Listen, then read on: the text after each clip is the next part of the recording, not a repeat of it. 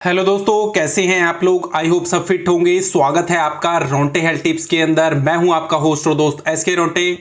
दोस्तों, आज की वीडियो में हम जानने वाले हैं कि आपका नमक कैसा होना चाहिए और आयोडीन नमक क्यों नहीं खाना चाहिए हमें।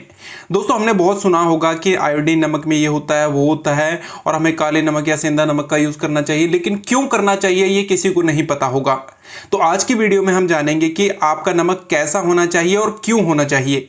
इससे पहले हम आपको बता देते हैं कि ये बुक जो है भारतीय चिकित्सा नाम की, इसके माध्यम से हम आपको ये सब चीज़ें बताने वाले हैं जो कि आयुर्वेद के अंदर बताया गया है। वही सब इसके अंदर जो है लिखा गया है। राजीव भाई दीक्षित जी के विचारों पर ये बुक आधारित है, जिसका मेन जो पर्पस है वो यह है कि बीमारियों के इलाज से अच्छा है बीमारियों से बचाव। जी हाँ दोस्तों, रोगी स्वयं चिकित्सक, मतलब कि रोगी जो है वो स्वयं ही चिकित्सक बन सकता है अगर उसे हमारे आयुर्वेद के नुस्खों का पता हो, हमारे घरेलू नुस्खों का पता हो। इससे पहले हमने पिछली वीडियो में आपको बताया था कि भोजन पकाने का क्या नियम होता है, कौन से बर्तन में भोजन पकाना चाहिए और क्या क्या नियम उसके लिए अपनाने चाहिए। और उससे पहले हमने बहुमूत्र की समस्या, मतलब कि बार बार जो पेशाब आने की समस्या होती है, उसके बारे में भी आपको बताया था। तो उन दोनों वीडियोस को आपने बहुत ज़्यादा प्यार दिया, तो आई होप इस वीडियो को भी आप उतना ही प्यार देंगे। आज की वीडियो पे आते हैं।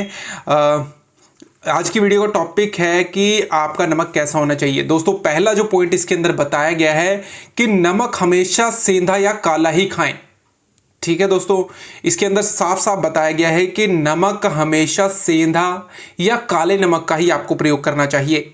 हाई बीपी और लो बीपी दोनों में नमक औषधि की तरह काम करता है।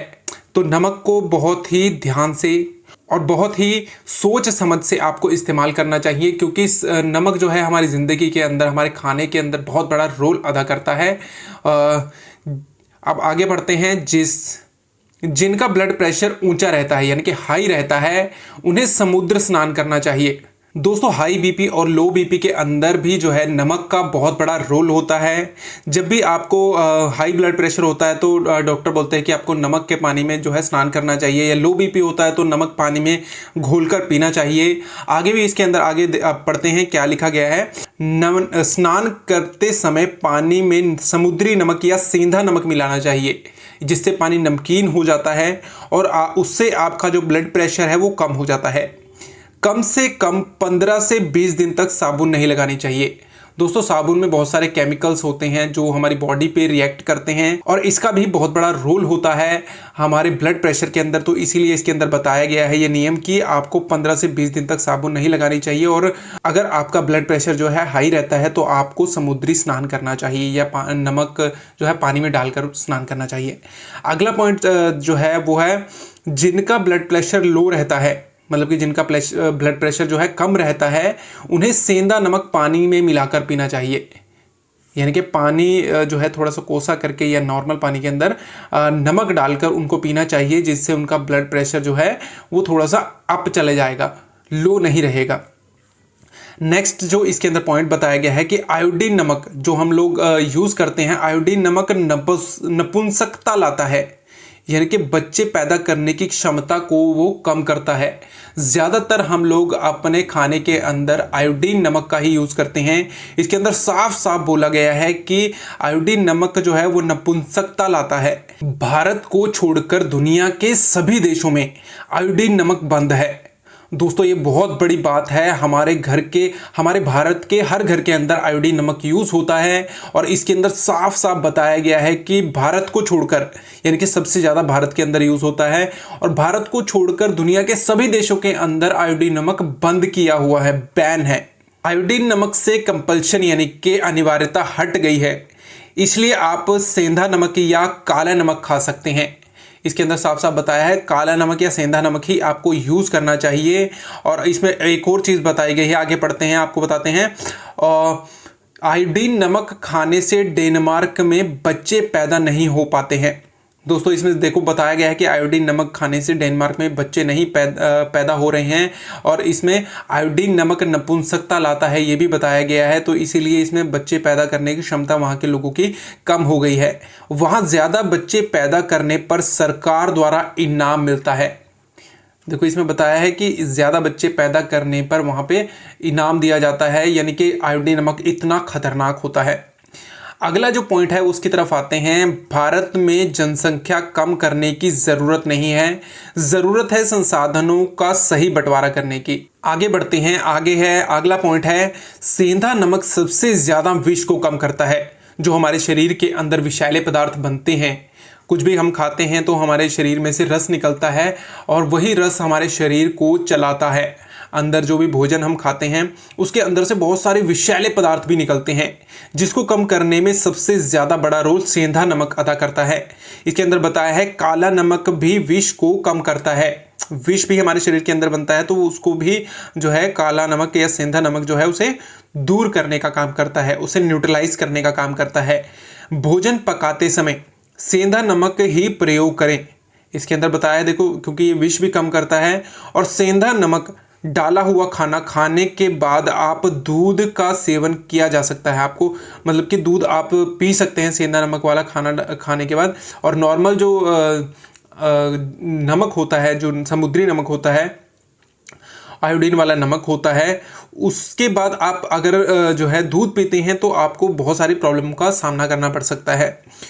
हल्दी भी सामान्य से थोड़ी सी ज़्यादा मात्रा में डालना चाहिए, जिससे जहर थोड़ा और कम हो जाए।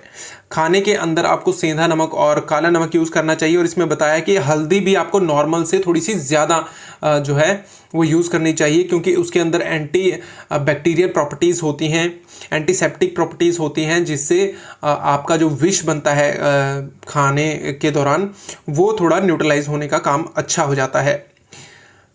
और इसके अंदर बताया गया है कि सबसे ज़्यादा सोडियम, क्योंकि जो हम नमक खाते हैं उसके अंदर सोडियम ही होता है, नमक का दूसरा नाम ही सोडियम होता है, सबसे ज़्यादा सोडियम सेंधा नमक और काले नमक से मिलता है।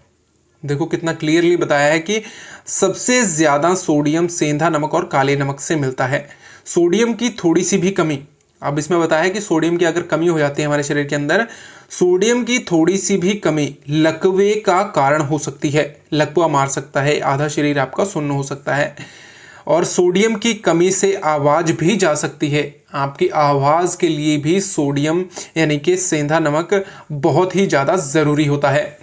आगे पढ़ते हैं क्या है इसके अंदर। ओके, तो नेक्स्ट जो पॉइंट है इसके अंदर वो बताया गया है कि समुद्री या आयोडीन नमक में 3 से 4 सूक्ष्म पोषक तत्व हैं जो शरीर को काम आते हैं। सेंधा नमक में 94 सूक्ष्म पोषक तत्व होते हैं, यानी कि जो आयोडीन नमक है उसमें सिर्फ 3 से 4 पोषक तत्व हैं, बल्कि सेंधा नमक के अंदर 94 सूक्ष्म पोषक तत्व हैं जो हमारे शरीर के लिए बहुत ज़्यादा ज़रूरी होते हैं। समुद्र का पानी मनुष्य के अनुकूल नहीं है, समुद्र का पानी मनुष्य के अनुकूल नहीं है, जिसके कारण समुद्री नमक भी शरीर के अनुकूल नहीं है।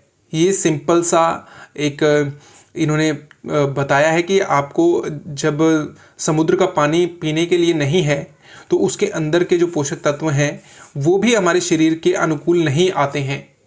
ठीक है जी, अतः शरीर की सारी असमान जटिलताएं बढ़ती हैं। जो शरीर के अंदर प्रॉब्लम्स हैं वो समुद्री नमक को खाने से ज़्यादा पैदा होती हैं। समुद्र के सभी नमक रक्तचाप बढ़ाने वाले हैं। जितने भी आप समुद्री नमक का यूज़ करते हैं, आयोडीन नमक का यूज़ करते हैं, उससे रक्तचाप यानी कि ब्लड प्रेशर की समस्या बढ़ती है। समुद्री नमक का चलन मात्र 60 साल पहले से ही शुरू हुआ है।